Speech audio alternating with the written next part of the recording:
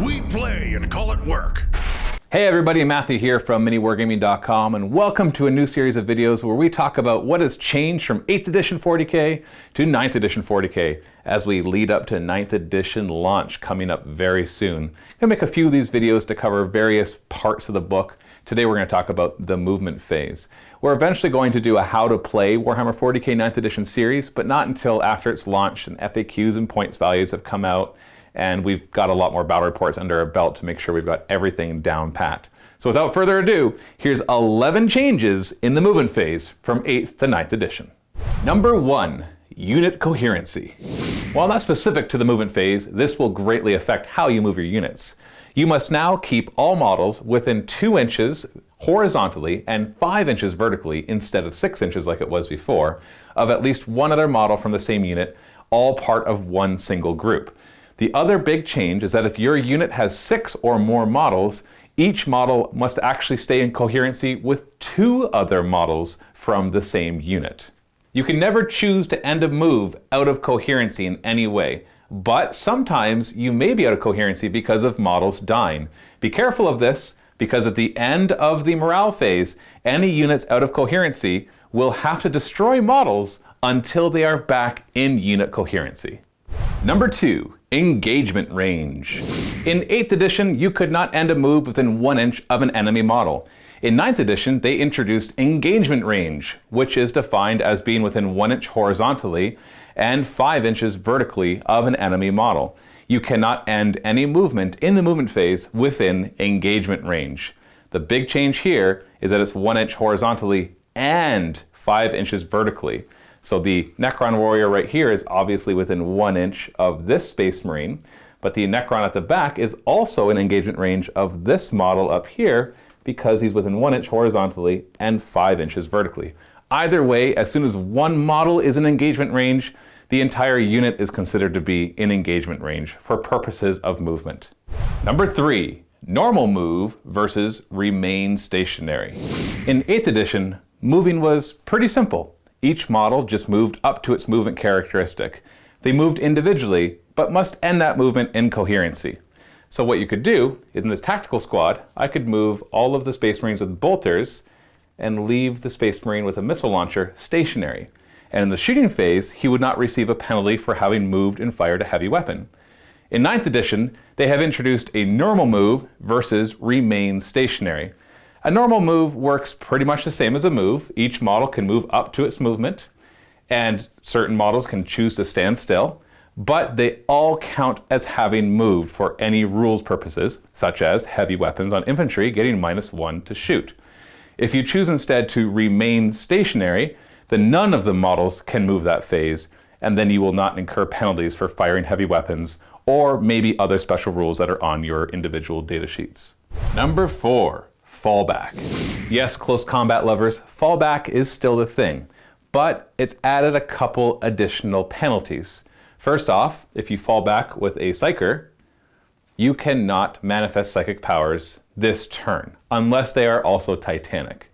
Also, if you fall back with units that can fly, they are not allowed to shoot, unless it says otherwise in their profile. Number 5. Reinforcements. This is a minor change since 8th, which will have some impact on a very few armies. Basically, when you come in from reinforcements or strategic reserves of any kind, you count as having moved your maximum movement. So these Assault Marines will count as having moved their 12, and the Leman Russ will have counted as moving his full distance. Most of the time this doesn't matter because units already counted as having moved in 8th edition, but certain units, such as this Leman Russ tank, have built-in rules in their datasheet that say if they move half their distance or less, they get extra special things. Like in the case of this Leman Russ, it gets to fire its turret weapon twice. So if you do have rules interactions that when you don't move or you only move up to a certain distance, you get some sort of bonuses, when you come in through reinforcements or strategic reserves, you will not get access to those bonuses that turn. I'm not sure all the different places this could come up, so leave a comment in the comments below if this actually affects your army and exactly how. Number 6, moving over terrain. This one is also a minor change and maybe a way that you've already chosen to play with your friends. Essentially, if a piece of terrain is less than an inch in height, then you can move over it freely without having to count the upwards and downward movement of that piece of terrain. If it's taller than 1 inch, then you would have to count the vertical distance that you climbed it and descended on the other side. Number 7, transports and engagement range. A unit cannot embark in a transport that is within engagement range of any enemy models. Number 8, embarking and disembarking from a transport on the same turn.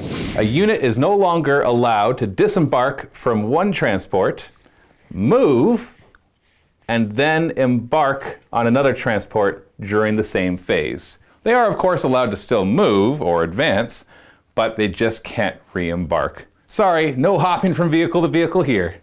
Number 9, disembarking range. In 8th edition, when you disembarked a model, you could place it within 3 inches of the transport. Now, in 9th edition, you must place it wholly within 3 inches of the transport. This can make a big difference for large base models like these Necron warriors. One thing that definitely needs a FAQ, which we do not have at the time of making this video, is what happens when you cannot place models when disembarking. It still follows the 8th edition rules that you can't place models within engagement range of any enemies.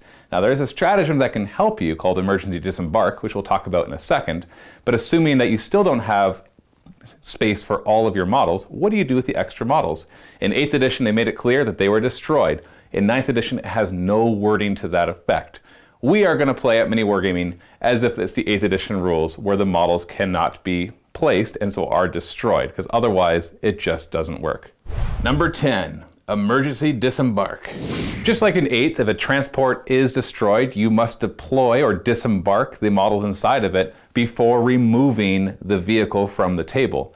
This provides a problem if, of course, you can't place your models. In 8th edition, if you had this situation, most likely they were dead. But in 9th edition, they've introduced a stratagem for one command point called emergency disembark.